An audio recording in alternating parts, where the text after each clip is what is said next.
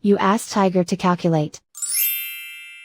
This deals with linear inequalities with one unknown. The final result is x equal or smaller than 2.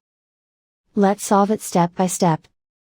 Group all constants on the right side of the inequality. Add 5 to both sides.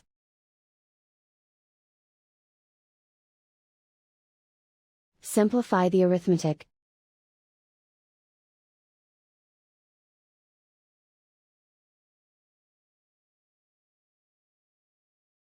Isolate the x.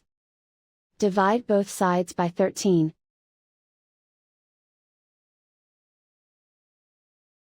Simplify the fraction.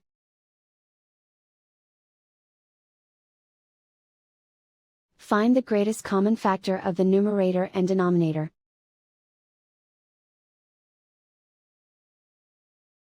Factor out and cancel the greatest common factor.